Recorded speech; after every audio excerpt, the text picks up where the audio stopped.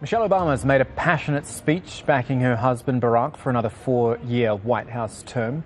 Closing the first night of the Democratic National Convention, the First Lady spoke of the vision and the values that guided him as president. As First Lady, I have had... If we want to give all of our children a foundation for their dreams and opportunities worthy of their promise, if we want to give them that sense of limitless possibility, that belief that here in America there is always something better out there if you're willing to work for it, then we must work like never before. And we must once again come together and stand together for the man we can trust to keep moving this great country forward.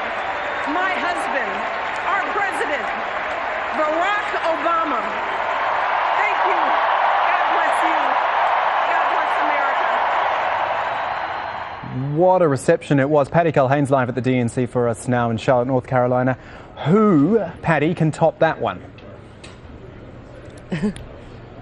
Well, the Democrats are hoping a little bit of a blast from the past can help that along. Former President Bill Clinton is going to be the featured speaker. As you know, Kamal, he is a superstar in political circles. Despite all the ups and downs of his presidency, we all know what those were, he is still absolutely loved by Democrats. Now, let's go back to 1992. He burst onto the political scene. He really rewrote the rules of presidential campaigning, and some even called him America's first black president. Here's why.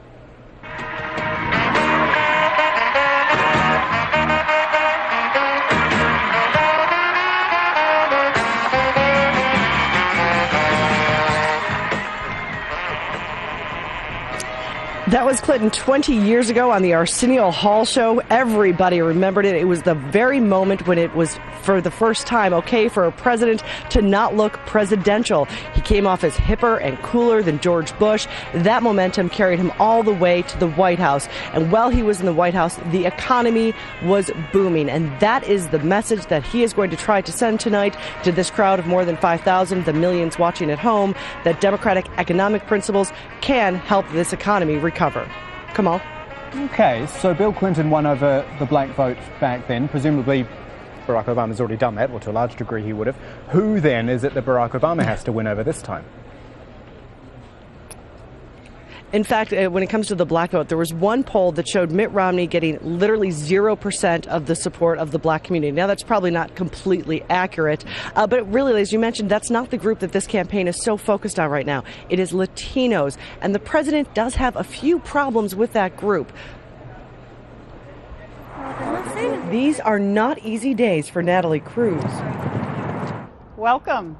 Every night, a new place, a strange floor to sleep on. Thank you for the risk that all of us take to be free. Her food from the charity of churches.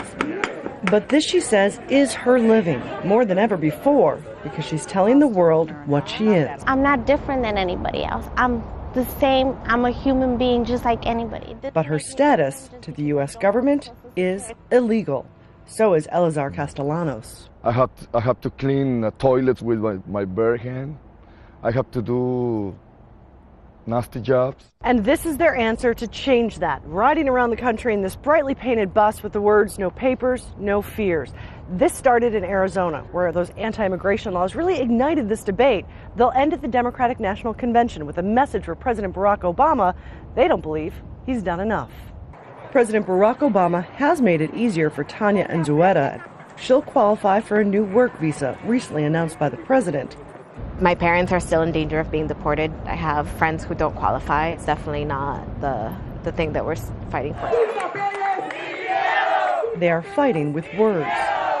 At events all across the country, telling some of the 11 million people like them to speak out, to rally the Latino community that can vote to demand action, which is why activist D.A. King believes the president took the steps he has 3.5 years into his term. And he's hopeful that the Latino vote will push him over the edge.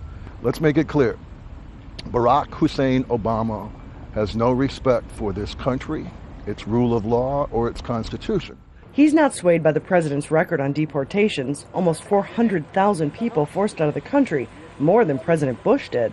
But it's a fact these activists say they're well aware of because of the fear it's caused in their communities. Their response in this election year, it's the politicians who should be afraid. We're tired of so much injustice, and I made a decision that I'll ride, without papers and without fear. She continued to Tennessee and to protest in front of the police, where she was arrested. She was eventually let go. Perhaps a sign of how far they've already come. The problem for the president is a lack of enthusiasm among Hispanic voters. To talk with me about that is Brent Wilkes. He is the executive director of the League of United Latin American Citizens that we all call LULAC. It is the oldest civil rights organization for Latinos in the country. Talk to me about this lack of enthusiasm. The polls show that Hispanics are less enthusiastic about the president than they were in 2008. Well, I think there's a good reason for that. The Latino community was expectant of big things from President Barack Obama, and especially on immigration reform. Unfortunately, he wasn't able to deliver everything that, of course, we'd hoped that he would accomplish. And so, understandably, 4 years later, the president's had actually record deportations of immigrants, and yet hasn't been able to deliver on comprehensive immigration reform through a bill through Congress. Now, he did pass the Deferred Action for Childhood Arrivals, which is something that's been helpful. But I think certainly there's some disappointment there, and lack of enthusiasm might be true. I just think it's perhaps, I think the enthusiasm is still there to go vote, but there's now an earnestness about the Latino community. They want to see some results. They're willing to, it looks, according to the polls at least, support Barack Obama again, but they do want to see some action on some of those key delivery points that they've been looking for.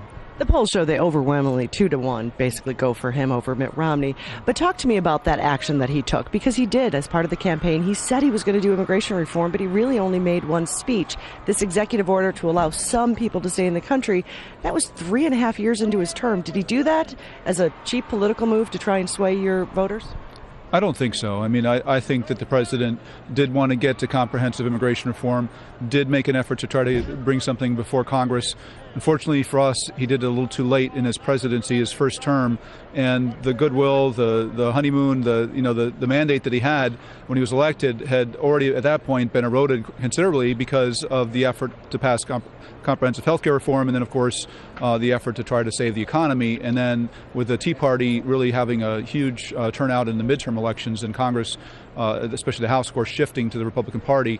He tried to bring immigration reform a little bit too late, and what we got was a stalemate in Congress. We couldn't move the bill. Brent, thank you so much for joining us. It is going to be one of the key issues, and we've seen that at the convention. The very first time there was a keynote speech from a Latino elected leader, and he had the crowd on its feet. You're going to see more of that as the convention continues through its second day. Kamal. Okay, talk to you later, Patty. Patty Culhane live at the DNC in Charlotte.